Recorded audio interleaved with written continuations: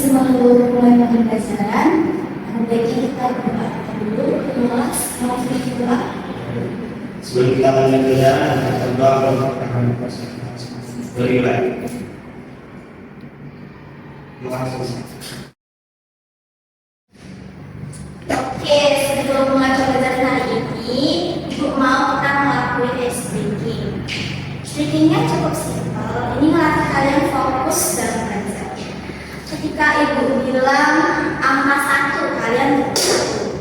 Tapi kalau saya bilang satu aja, kalau saya bilang angka 2, kalau saya bilang 2, jangan ditepuk. Oke, coba ya. Angka 3,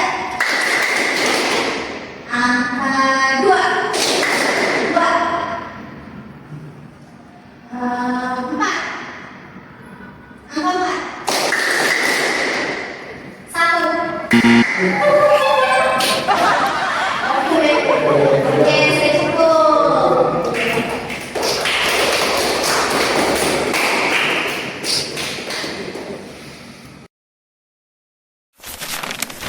Sebelumnya aku mau bertanya, kalian pernah nggak sih ngalamin miskomunikasi, entah itu sama orang tua kalian saat disuruh belajar, atau kalian pernah miskomunikasi sama teman? Pernah nggak?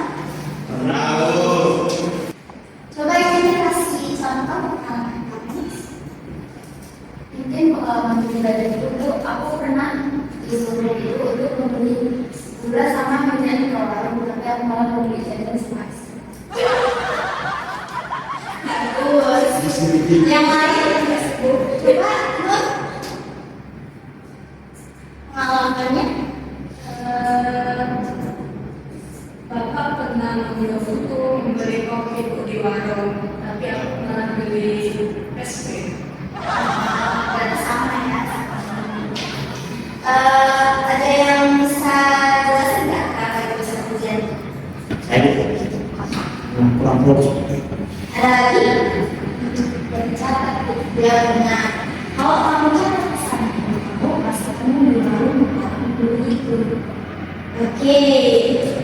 Pertanyaan yang harus saya tanyakan ada hubungannya dengan materi apa itu? Komunikasi efektif di tempat kerja, mengatasi miskomunikasi. Ya benar. Sekarang ibu mau kalian membuat 3 kelompok sesuai prosedur. 1, 2, 3. Oke. Ibu mau kalian menganalisis masalah kalian sekarang, lalu kalian cari solusinya. Kenapa masalah itu bisa terjadi? Siap? Sudah dulu. Baik, itu soalnya udah dikirim ke kelas. Kalian bisa cek WA-nya masing-masing. Di situ terdapat 3 soal, ada 3 kasus. Di kasus-kasus itu kalian cari solusinya. Setelah itu kalian presentasikan statement. Kasih waktu 10 menit cukup ya. Silakan.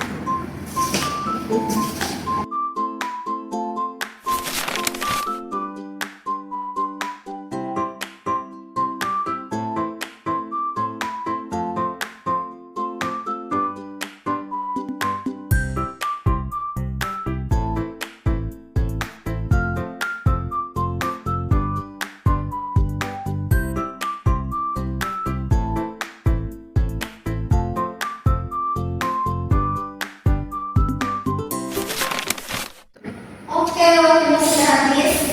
Ibu mau kelompok 2 dulu. Ya Bu, baik kami dari kelompok 2 akan menjelaskan penyebab dan solusi soal yang diberikan oleh guru-guru. Penyebab masalah pertama itu lupa mencatat. Sekretaris A yang mencatat pesan paling penting, pesan penting dari klien. 2, prosedur kurang, tidak ada aturan jelas untuk penanganan pengguna dan manusia. Yang 3, komunikasi lambat atau pesan tidak langsung disampaikan ke pihak terkait. Untuk solusi yang dapat kami berikan itu membuat SOP untuk pengendara, langsung catat dan segera sampaikan di telepon atau chat yang bersifat target semua pihak terkait. Yang kedua, bisa mencatat, wajib catat info penting segera dan sertakan konfirmasi tertulis singkat. Yang ketiga, pelatihan, berikan pelatihan komunikasi dan manajemen waktu.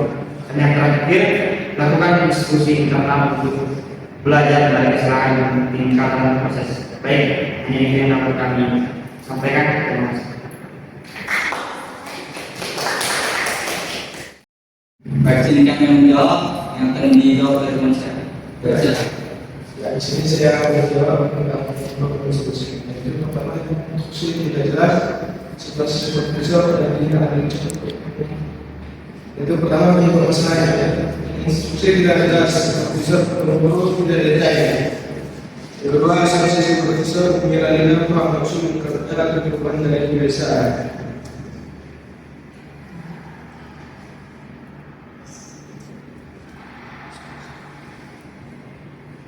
Instruksinya yaitu bagi supervisor pertama jelaskan spesifik dari instruksi yang jelas atau laporan kita pendirian jalan ini. Yang kedua pasti paham.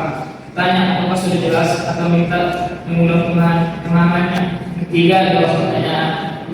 Ciptakan lingkungan yang nyaman untuk bertanya.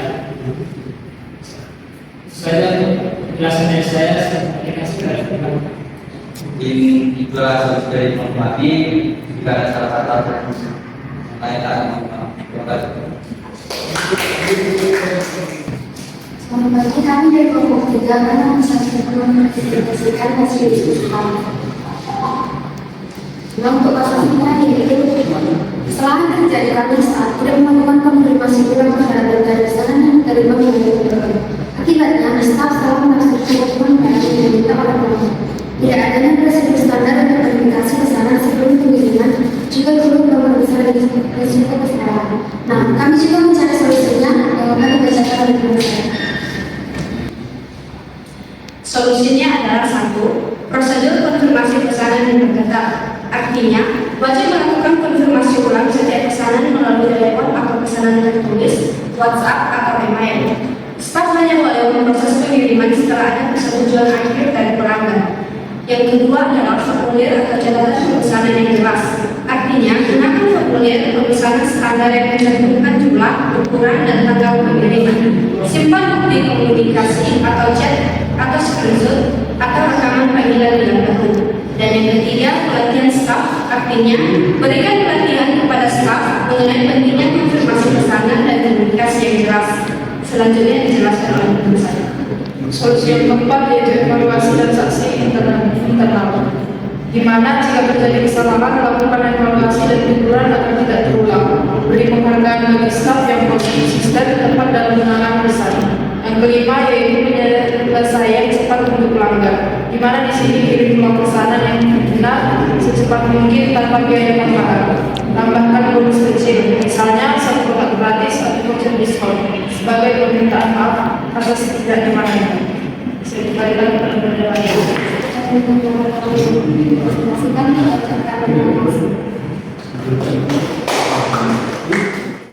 Oke, terima kasih kalian sudah mempresentasikan hasil dari kasus itu dengan baik.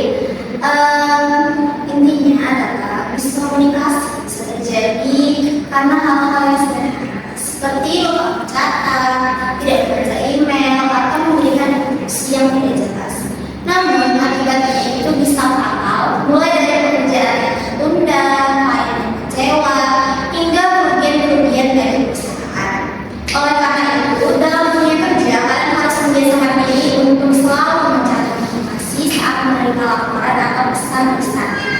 Menyampaikan informasi yang penting kepada pihak terkait sesegera mungkin, membaca dan mengecek email atau pesan tertulis setiap hari, bertanya atau mengkonfirmasi ulang jika instruksi tidak jelas.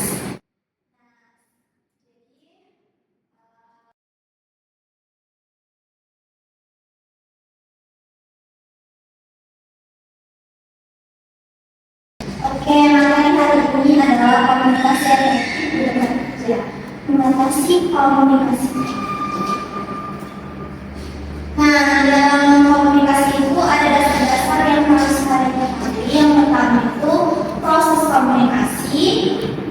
halaman utama dan hambatan.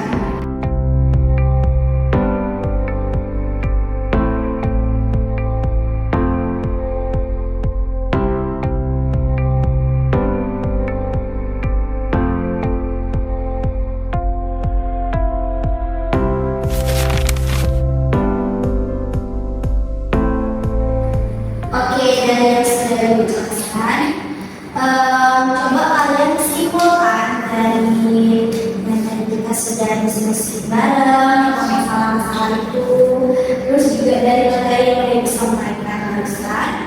Coba kalian simpulkan pembelajaran ini. Ibu mau ambil acak satu orang, coba Roni. Diskomunikasi bisa terjadi karena hal sederhana seperti komentar besar, dia membaca email atau memberikan instruksi yang tidak jelas. Oleh karena itu, dalam dunia kerja harus bisa membiasakan diri bisa menerima informasi saat menerima dialog atau pembicaraan.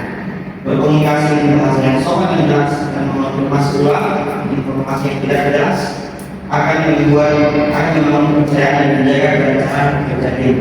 Oke, berarti kalian sudah paham materi ini. Yang lainnya sudah paham kan? Oke, gimana perasaan kalian belajar hari ini sama ibu? Seru. Oke, segitu aja pembelajaran hari ini. Minggu depan kita akan belajar praktek langsung, di mana kita komunikasi yang baik. Boleh dicatat. Minggu depan ibu bakalan nanya sama kalian. Pokoknya kalian nanti waktu prakteknya harus bisa. Oke, silakan ketua kelas ambil doanya. Oke, sebelum kita masing-masing, kita berdoa. Kita berdoa mereka masing-masing bagi baik. Doa selesai.